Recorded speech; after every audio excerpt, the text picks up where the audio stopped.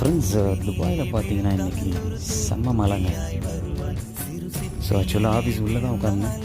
உங்களுக்காக வெளியே வந்து இந்த அழகான மழையை காட்டலாம் அப்படின்றதுக்காக ஒரு வீடியோ ஷூட் பண்ணியிருக்கேன். பாருங்கள், பார்த்து என்ஜாய் பண்ணுங்கள். துபாயே இப்போ ஜில்லுன்னு இருக்குது.